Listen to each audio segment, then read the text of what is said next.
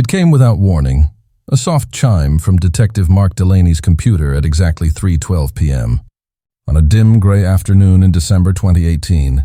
For a man who had spent more than 20 years chasing ghosts, the sound of a new notification shouldn't have meant much. But something in the quiet hum of the Brookfield Police Department told him this was different. He leaned back in his chair, staring at the subject line glowing on the monitor. Genealogical match alert. Case number 792 Emily Carter. For a long moment, Mark didn't move. That name, Emily Carter, carried decades of weight. She had been just 18 years old when she was found murdered in her family's Buick, the week before Christmas, 1979. He wasn't even on the force then. But in Brookfield, everyone knew her story. Outside, snow fell in slow, slanted lines, soft against the window glass. Inside, the light was harsh, the kind that made dust particles visible in midair. His desk was buried beneath years of old case files, faded folders, typed reports, and Polaroids yellowed with time. But this was something new. The email came from a partner lab working with the Illinois Bureau of Investigation, a genealogical database alert. They had uploaded a decades-old DNA profile extracted from evidence in Emily's murder, and the match was real. He scrolled through the digital report, pulse quickening as the words formed something almost unreal. DNA profile match, Daniel Price. Probability of error, 1 in 3 trillion, Daniel Price. A man who had lived in Brookfield in the late 70s, now residing quietly in a small town north of there. His DNA had entered the system through a public ancestry site, an innocent search for family history that had unknowingly exposed a 39-year-old secret. Mark exhaled slowly, rubbing his eyes. He'd seen miracles of science before, but this was something that rewrote time itself. Back in 1979, DNA wasn't even part of police vocabulary. Investigators relied on fibers, fingerprints, hunches, art, not chemistry. But the evidence from Emily Carter's case had been preserved. Samples of blood, a red winter coat, even fingernail scrapings. They had been stored in a sealed evidence box, forgotten in a basement, waiting for a science that didn't yet exist. Now, almost 40 years later, the truth was blinking at him from a computer screen. Mark opened the digital case file, watching as the old photographs loaded, pixel by pixel, each one a frozen moment of someone's vanished future. Emily Carter smiled out from her senior portrait. A blonde girl with bright eyes and a shy, practiced pose, the kind of photo parents keep framed forever. In December 1979, she had been a senior at Brookfield High, a choir member, a straight-A student. That evening, she'd gone Christmas shopping at Ridgeview Mall. She never made it home. When they found her, slumped across the front seat of the Buick, the red coat soaked through, Brookfield changed. People started locking their doors earlier, glancing twice over their shoulders in parking lots. It wasn't just a murder.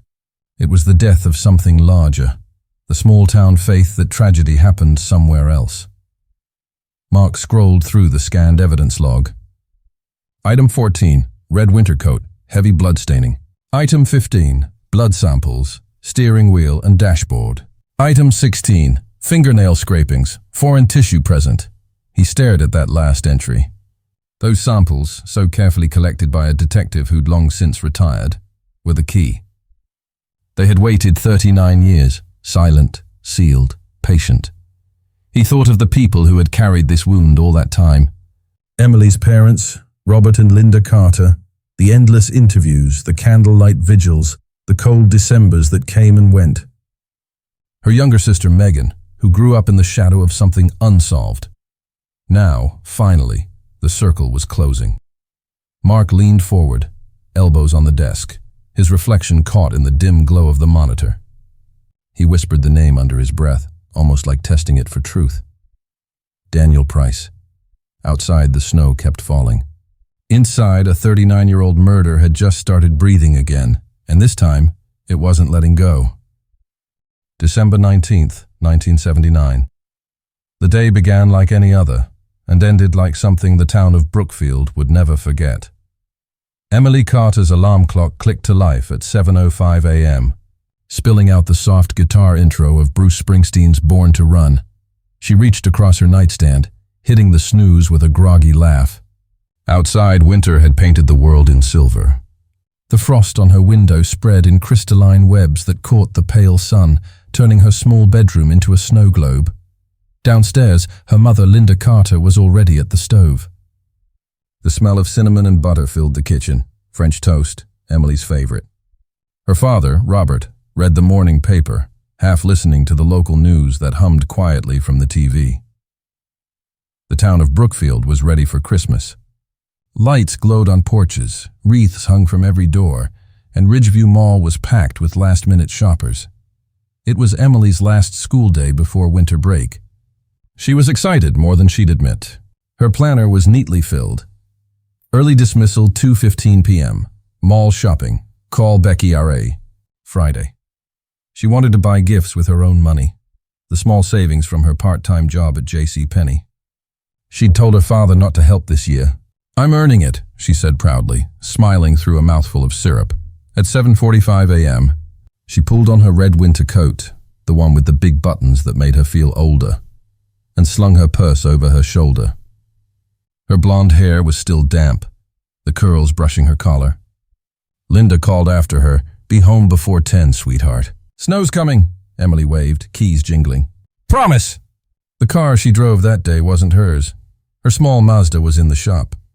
She took the family Buick Electra instead, an old but solid car her dad loved, a detail that would, decades later, help witnesses remember. By mid-afternoon, the snow started again, fine flakes swirling over Ridgeview Mall's vast parking lot. Inside, the warm air smelled of cinnamon pretzels and perfume. Emily met a friend for a short while, then wandered the music store alone. She bought Breakfast in America by Supertramp, her favorite album that year, and paid cash. The receipt said 7:32 p.m. That was the last confirmed moment of her life, by 9:00 p.m. When the mall lights dimmed and shop gates rolled down, the Buick was still there, parked in the northwest lot under a flickering streetlight. When Emily didn't come home by 10, Linda called her friends, her voice tight but calm at first. Each "no, I haven't seen her" chipped away another piece of control. By 10:30, Robert grabbed his coat and car keys, promising he'd bring her home in 10 minutes. He didn't. The Ridgeview parking lot was nearly empty when he arrived. Just a handful of cars scattered across the snow-dusted asphalt. The Buick stood there, recognizable even from a distance. He noticed the door slightly ajar. The dome light inside glowed weakly, painting the cold air a pale yellow. "Emily?" he called out, walking faster now. When he reached the car, he stopped. For a second, the world went silent, like sound itself had been switched off. Then his breath caught. He stepped back, unable to look away but unable to move closer. The scene inside would haunt him forever. The police arrived within minutes. Officers cordoned off the area, their radios crackling, boots crunching against ice. The first responders, Patrolman Reed and Jensen, quickly realized this was no robbery. Emily's purse was on the passenger seat, money untouched. The J.C. Penney bag sat beside it, the record still sealed in plastic. Detective Lyle Latham, a man with 20 years in homicide, took over the scene. His face was pale, his jaw tight. He ordered photographs, measurements, samples. Blood covered the steering wheel, dashboard, and seat, some consistent with Emily's blood type, but some not. He noticed her hands. Defensive wounds, fingernails broken. There was foreign tissue under them, skin that wasn't hers. Even then, in the freezing dark, Latham wrote a note in his pocketbook. Possible attacker blood, preserve for later. He didn't know it, but that decision, that single sentence, would change everything. Decades later, forensic units worked past midnight, their breath visible in the cold air. Snow kept falling, soft and indifferent, erasing footprints faster than they could be marked. The Buick was towed to evidence storage. Reporters gathered by the mall entrance, whispering the words that would echo through Brookfield for years. The Ridgeview Girl. The next morning, the front page carried a single photo, Emily Carter's senior portrait. A smile frozen in time. In the weeks that followed, Brookfield locked down. Parents drove their kids everywhere. Teenagers stopped hanging out at the mall after dark. Every young man who'd been near Ridgeview that night was questioned. Dozens were cleared. Hundreds of hours of interviews. Leads evaporated faster than they appeared. There was no motive, no theft, no witness. By the end of 1980, the case went cold. The file, over 600 pages long, was boxed, labeled, and filed away. New detectives came and went. New crimes took priority. But every December, one woman never stopped coming. Linda Carter, Emily's mother. She'd walk into the police department lobby carrying a binder, asking to see whoever was on duty for cold cases. Her visits were quiet at first, polite, hopeful. But as the years passed, her grief hardened into something else. Determination. Obsession. She left flowers at the Ridgeview parking lot every December 19th. She kept Emily's room untouched, the books stacked, the bed made, the scent of lilac still faint on her pillow. Christmases came and went, but in that house, it was always 1979. Neighbors stopped asking how she was doing. They already knew. And though the police moved on, the evidence box stayed, buried deep in storage, collecting dust, waiting for the day science would catch up to sorrow. At first, people in Brookfield called Linda Carter strong. The word came easily to them in the months after Emily's murder.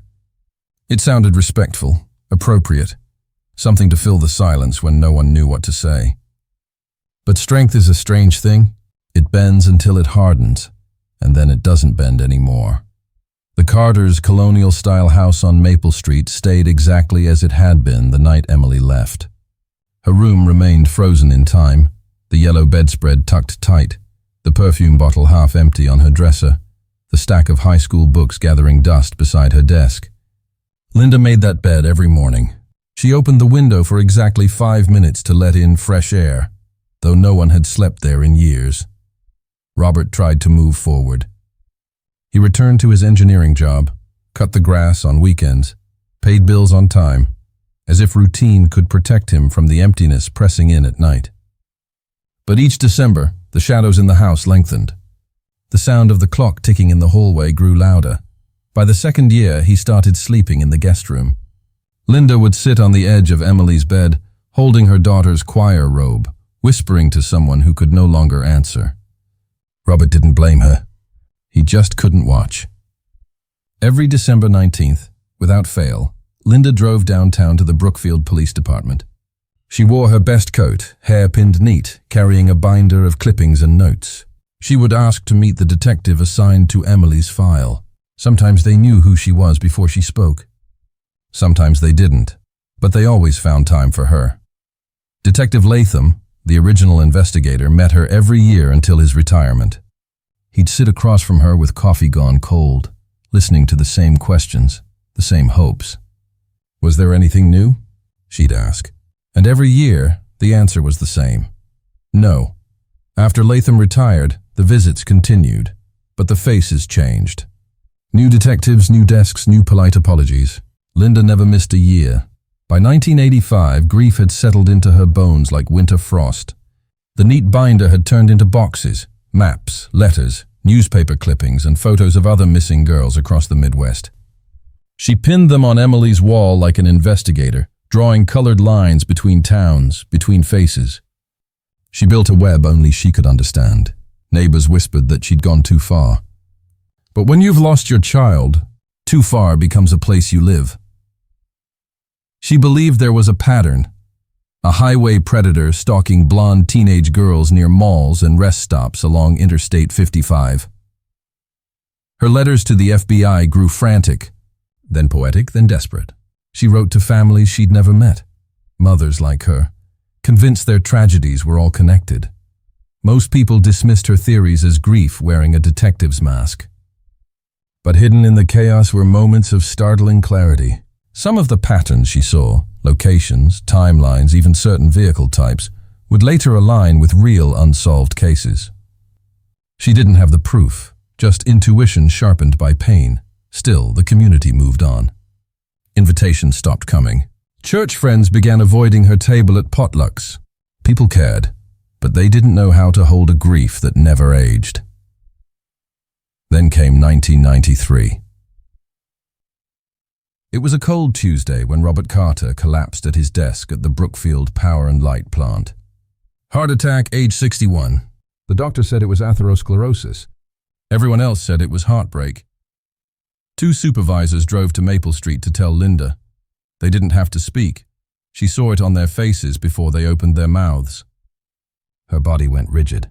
"First my daughter, now my husband," she said softly, not as a question but as a verdict. Emily's younger sister, Megan, came home from Iowa City for the funeral.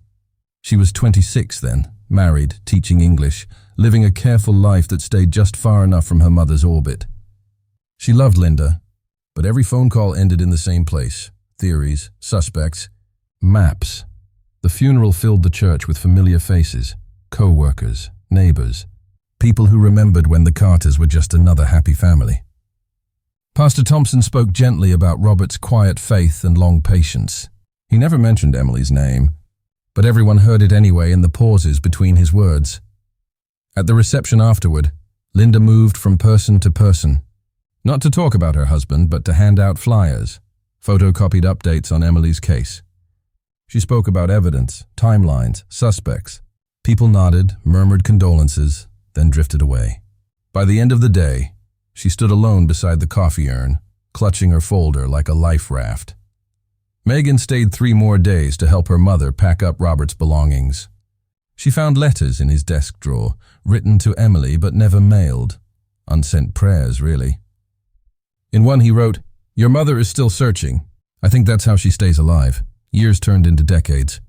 Linda's hair went silver, her voice raspier, but her visits to the police station never stopped. Detectives began referring to her simply as Mrs. Carter, the Ridgeview mom. They admired her persistence, even when it made them uncomfortable. Then, in November 2011, time finally caught up. Congestive heart failure. Age 79. Megan stood at her bedside when the monitor went flat. Linda's last words were almost a whisper. "Don't stop looking." Megan buried her mother beside her father at Cedar Memorial Cemetery. Then she went back to the old house, the house where every wall still carried her sister's ghost. She spent the next 2 years sorting through 32 boxes of papers, notes, maps, and photographs.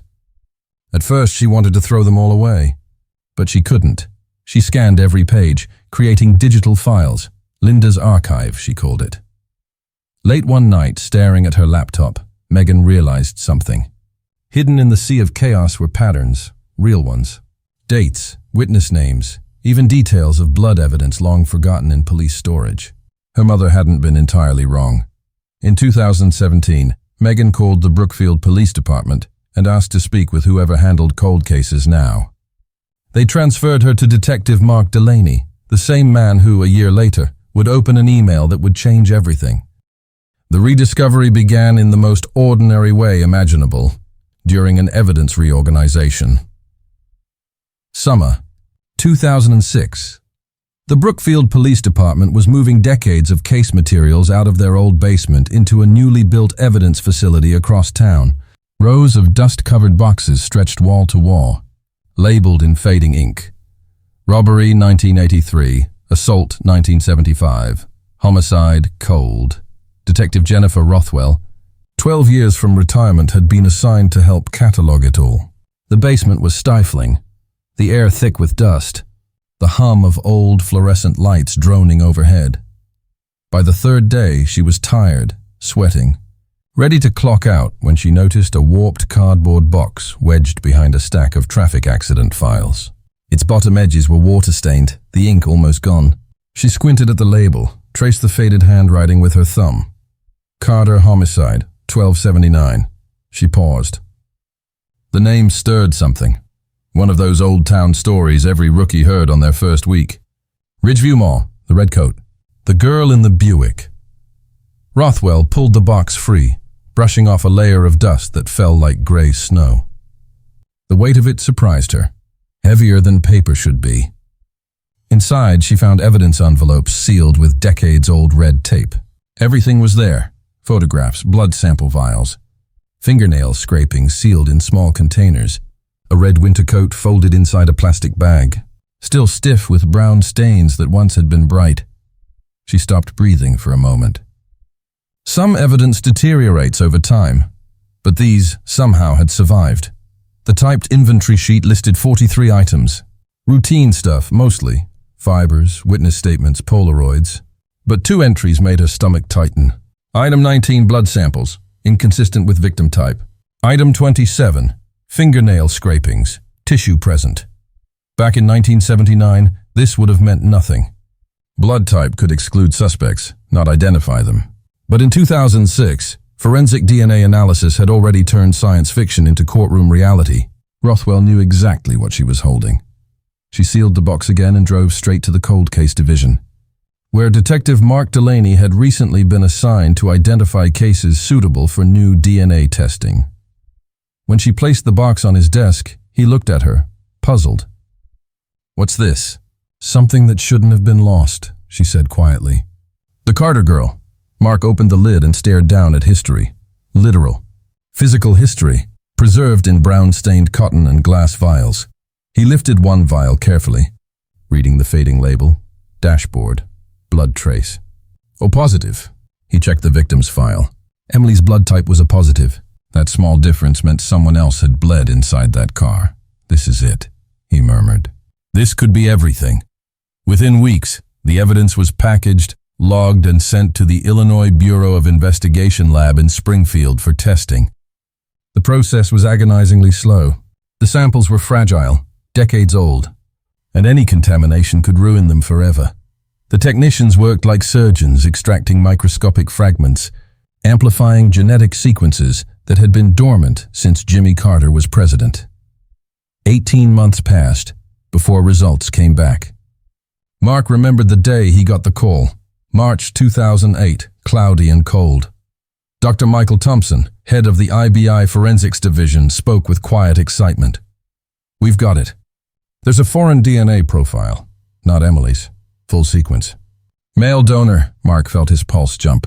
After 29 years, they had a genetic fingerprint, a ghost with a molecular face. The profile was entered into CODIS, the national DNA database that compared samples against millions of offenders. Every day, the system would automatically check for new matches, a digital heartbeat echoing through police servers across the country. Mark waited. Days turned into weeks, weeks into months. No hit. Whoever had killed Emily Carter had either never been arrested for a DNA-eligible crime or had died long before DNA entered the justice system. The investigation slowed again. But this time, the file didn't close. It sat on Mark's desk like a promise. The DNA was there, recorded, waiting for the world to catch up. Years passed. Technology evolved again, faster, smaller, more powerful. DNA testing could now identify people through relatives, not just themselves. Public genealogy websites were exploding in popularity. Millions of Americans sending their saliva to labs just to learn if they had Irish roots or Viking ancestors. In 2017, Megan Lawson, Emily's sister, reached out to Mark Delaney. She had finished digitizing her mother's lifetime of notes and wanted to share them. Mark remembered her immediately, even though they had never met. When she arrived at the station, she carried a small external hard drive. "This is 30 years of my mother's obsession," she said softly. "Maybe there's something in it you can use." She didn't expect much. Neither did Mark. But as he scanned through the files that evening, he realized Megan's mother had unknowingly compiled something extraordinary, an informal network of families, maps, dates, and correspondence that spanned 3 states. Buried in the clutter were details about other unsolved cases. Some real, some imagined, but among them were names of individuals interviewed in 1980, including one that appeared again and again, Daniel Price. He'd been questioned once, early in the investigation, then dismissed. No record of follow-up, no reason to suspect him. Just one of hundreds of young men canvassed that winter. Mark highlighted the name, not yet realizing how significant it would become. Then came the breakthrough. And it didn't start in any lab or station, but in a suburban basement 3 states away. A genealogist named C.C. Moore, working independently with police nationwide, had begun solving cold cases using public DNA databases like GED Match, comparing unknown profiles to the family trees of ordinary citizens who'd sent in DNA for ancestry research. When Mark read about one of her cases, the Golden State Killer, he sat frozen, heart racing. The method that had caught a serial murderer might just catch the man who'd taken Emily Carter. By the fall of 2018, he had approval to move forward. He contacted Cece personally. She agreed to take on the case. That December, she uploaded the DNA from Emily's fingernail scrapings to the public genealogical database. The digital sequence, a string of numbers and letters, joined millions of others, floating through the vast network of American DNA. It took less than a week. When the alert hit Mark Delaney's inbox, the clock read 3:12 p.m. The circle had closed. The message came in on a Tuesday, a single digital alert that looked like any other email in Detective Mark Delaney's inbox. But when he opened it, time itself seemed to slow. It was from genealogist Cece Moore. Subject: Preliminary results. Carter case DNA upload. Mark clicked it open. Inside was a line of text that changed everything. Partial familial matches identified. Multiple relatives. Third, fourth cousin range. It wasn't the killer. Not yet, but it was blood. Family blood. And that meant the man who had murdered Emily Carter was no longer invisible. Cece Moore was working out of her home office in Seattle, surrounded by glowing monitors and stacks of census records. Her process was part science, part genealogy, part detective art. She started with the fragments, distant relatives who shared strands of DNA with the unknown killer. Then she built backward, constructing family trees from old birth certificates, marriage records, and obituaries. Each branch, each name, each generation, all tracing back to one common ancestral couple who had once lived in Illinois during the late 1800s, Peter and Ida Price. From them, over the next century came hundreds of descendants scattered across the Midwest. Farmers, teachers, mechanics, ordinary people whose DNA now formed a map leading to something monstrous. Over 6 weeks, Cece traced the lines forward again, narrowing the family tree to living descendants. Using geography, age, and gender, she filtered potential suspects, males born before 1964, with roots in northern Illinois or southern Wisconsin. The list shrank, 12 names. Then 6. Mark stared at them one evening, a short list printed on plain paper, feeling the weight of 4 decades settle on his shoulders. One of these men had killed Emily Carter. 2 were deceased. 3 had minor criminal records. And 1, a quiet man named Daniel Price, age 64, lived in a small town called Fairmont, 40 miles north of Brookfield. No record, no priors, no reason to stand out. Cece's email ended with a note. If you can collect a recent DNA sample, we'll know for sure. Mark leaned back in his chair. Fairmont was the kind of town that looked frozen in another era. Grain silos, a diner that closed at 7:30, streets that went quiet after dark. Daniel Price ran a small agricultural supply business there. Married once, divorced quietly in the 90s, no children, no drama, the perfect camouflage for a man who'd built his life on silence. On December 3, 2018, 2 undercover officers began surveillance. They watched Daniel's daily routine, the short drive from his house to the shop, the same booth at the diner, the same gas station stop every morning. Nothing remarkable, nothing suspicious, until that Thursday. Around noon, Daniel ate lunch at a small cafe downtown. Turkey sandwich, cup of coffee, 1 straw. When he left, he dropped the straw into the trash on his way out, unaware that his past had just collided with science. Within minutes, officers retrieved it. A simple plastic straw sealed in an evidence bag like a relic. It took 72 hours for the state lab to process it. 72 hours that felt like 70 years. Mark barely slept. He paced the narrow halls of the department, coffee in hand, replaying the timeline again and again. Every memory from that case file burned through his mind. Emily's planner, the receipt, the red coat. Then, on December 10th, 2018, his phone rang. Detective Delaney? It was Dr. Thompson from the lab. His voice was calm, deliberate, but there was a tremor under it. "We have a match. The DNA from the straw matches the profile from Emily Carter's fingernails. Probability of error, 1 in several trillion." Mark didn't speak at first. He just sat there, listening to the hum of his own heartbeat in his ears. 40 years of silence had just been broken by a piece of plastic. He closed his eyes and whispered, "We got him." For days afterward, the department hummed with quiet disbelief. Older detectives who remembered the original case stopped by his office, one by one, just to see the report with their own eyes. The name, Daniel Price, seemed so ordinary, almost harmless. But the blood didn't lie. Mark built the arrest plan carefully. He wanted it done right. No mistakes, no theatrics. On December 19, 2018, exactly 39 years to the day since Emily Carter's murder, they moved in. That morning, the air over Fairmont was brittle with cold. Frost sparkled on rooftops. The sky was the same pale gray it had been on the night Emily died. Daniel Price arrived at his supply store at 8:05 a.m., carrying a thermos of coffee. He unlocked the front door, flipped the sign to open, and never saw the unmarked cars pulling up to the curb. Detective Delaney led the team inside. "Daniel Price?"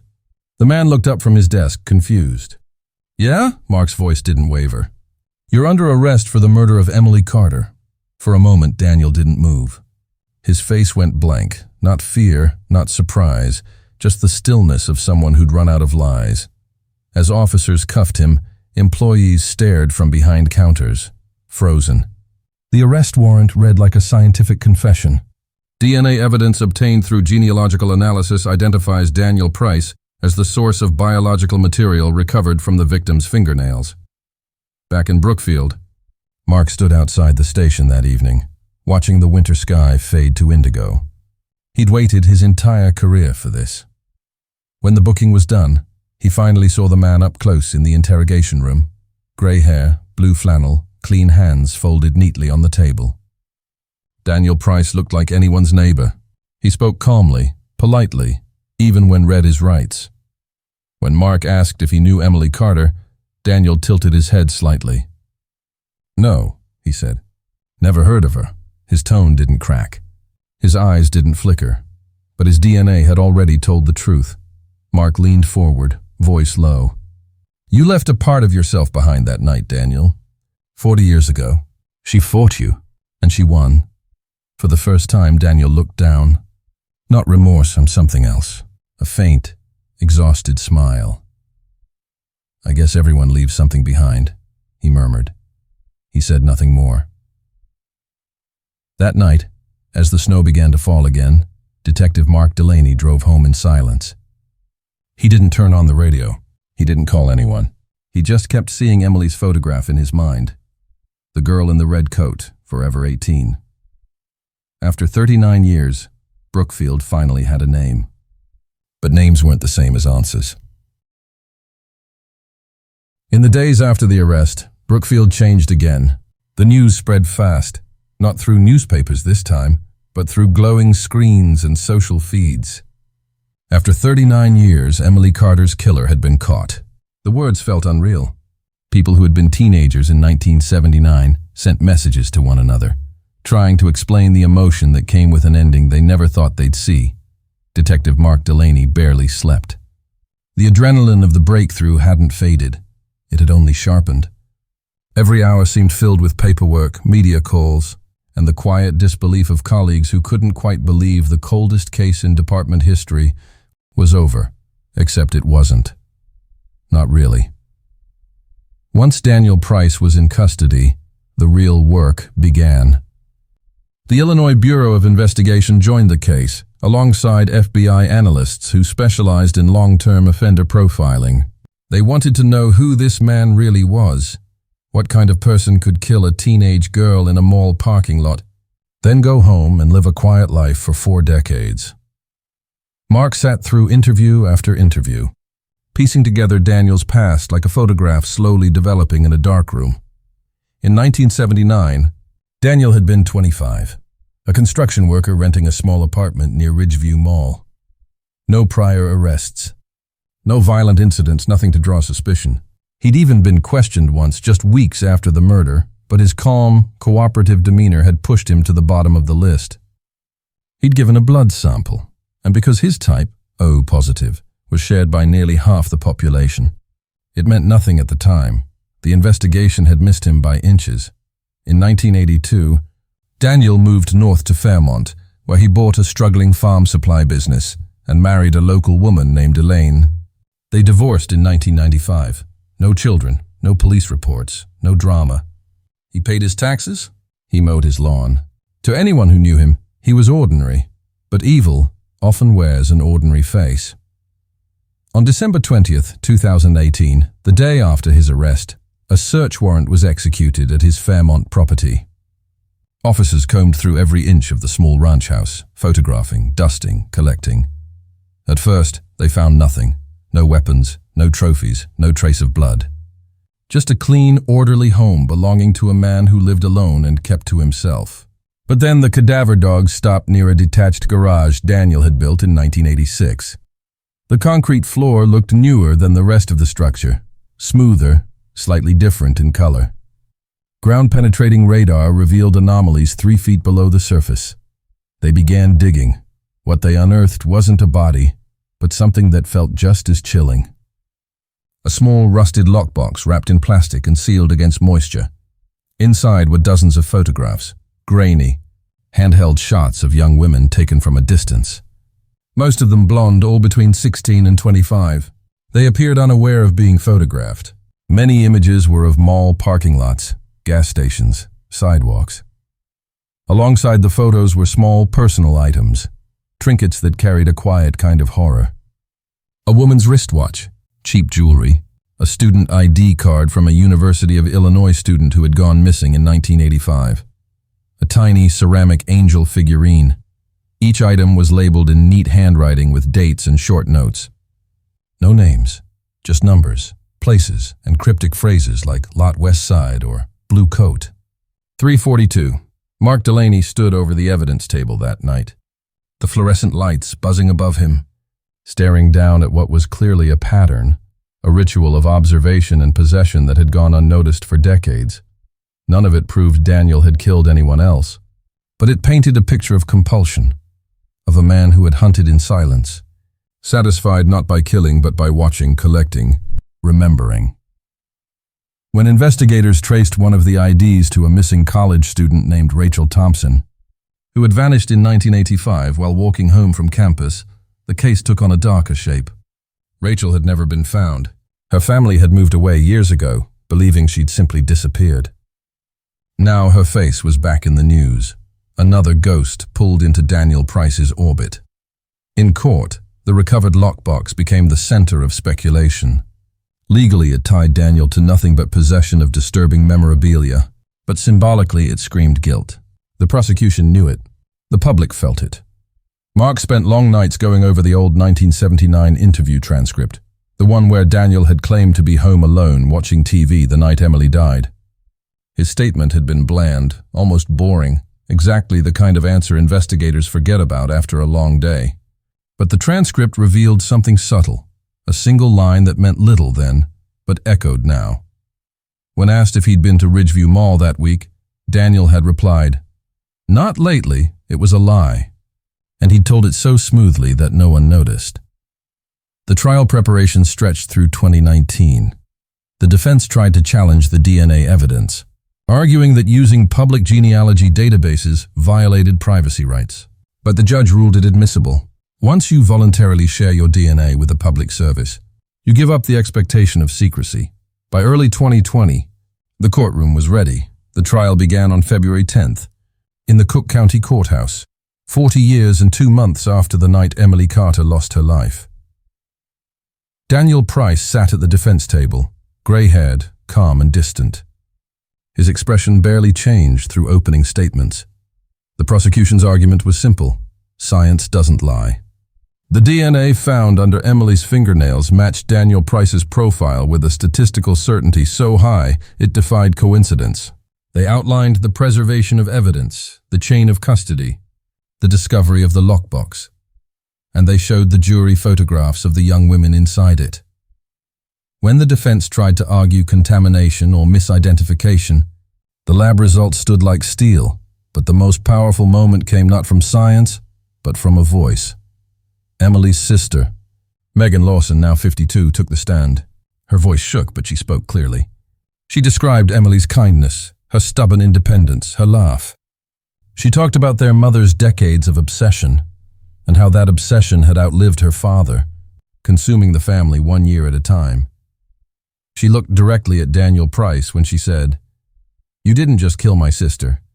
You took our family and left us in that parking lot with her." For a brief second, Daniel blinked, the only sign of reaction he showed through the entire trial. When Megan stepped down, the room was silent except for the hum of the overhead lights. Outside, the world was changing again. News cameras gathered in the snow. Reporters called it justice after 4 decades, but Mark Delaney knew that justice was never clean. It was messy, incomplete, a mixture of relief and exhaustion that left you hollow. Still, he sat through every session, every testimony, watching the past finally catch up to the man who'd thought it never would. The jury didn't take long. Less than 4 hours after closing arguments, the courtroom door opened and 12 people filed back in, ordinary citizens who now carried the weight of 4 decades. Everyone stood. The room fell into a silence so complete that even the sound of paper shifting was loud. When the foreman spoke, his voice trembled just enough to show he understood the gravity of what he was saying. "On the charge of first-degree murder, we find the defendant, Daniel Price." Guilty, the words hung in the air, echoing like the last note of a long song. For the first time in 40 years, justice had a sound. Daniel didn't flinch. He sat perfectly still, his hands folded on the defense table, eyes fixed on nothing. The calmness that had protected him all his life didn't break, not even when the judge read his sentence: life in prison, without the possibility of parole. No appeals to emotion, no outburst, no words at all. He simply stood, nodded faintly, and let the deputies lead him away. Megan Lawson watched him go, her hands clasped tight in her lap. There was no triumph in her face, only a deep, trembling exhale that sounded like a lifetime being released. When the courtroom cleared, Detective Mark Delaney stayed behind. He looked at the empty defense chair and the stack of evidence photographs on the table. It was over. The case that had defined his career, his sleepless nights, his faith in both science and persistence. And yet, it didn't feel like victory. Justice, he thought, doesn't fix the past. It only keeps it from being forgotten. A month later, Megan organized a small memorial for Emily, one they'd never been able to hold properly while the case was still open. It was April 2020, and the world outside was changing again. The early days of the pandemic had emptied churches and closed gatherings, so the memorial was streamed online, fitting, in a strange way, for a case solved by technology that hadn't existed when Emily died. The screen showed a small wooden altar at the First Presbyterian Church in Brookfield. A single framed photo of Emily rested beside a vase of white lilies and a candle that flickered quietly in the dim light. Megan spoke from her living room. Her voice carried through thousands of homes across the state. "My sister's story began as a tragedy," she said, "but it ends with something more powerful, proof that time can't bury the truth forever. It just waits for the right hands to find it." She thanked the people who made that possible. Detective Mark Delaney, genealogist C.C. Moore, and the countless lab technicians and investigators who refused to give up. Then she announced something new. The Emily Carter Foundation, nonprofit dedicated to funding DNA testing for cold cases and supporting families who live in the same kind of suspended grief the Carters once did. The Foundation's logo, a red winter, coat folded into the shape of a heart, appeared on screen as she spoke. Mark watched the service from home, the sound of Megan's words echoing through his small apartment. On his desk sat a single evidence photo, Emily's high school portrait, the same one that had started it all. Outside, snow was falling again, unseasonably late for April. It seemed fitting somehow, like the past wasn't quite done saying goodbye. Daniel Price was transferred to State Correctional Facility 23 days later. He remained silent through intake, through interviews, through every court appeal that followed. When reporters asked if he wanted to make a statement, he said only one thing: "I've got nothing to say." And that was true. Because his silence had always been his weapon, he died in prison 5 years later, a heart attack, alone in his cell. When the warden called Brookfield PD to inform them, Mark felt nothing. The man was gone, but the consequences of his actions still lived everywhere, in families, in files, in memory. A year after the trial, Mark retired.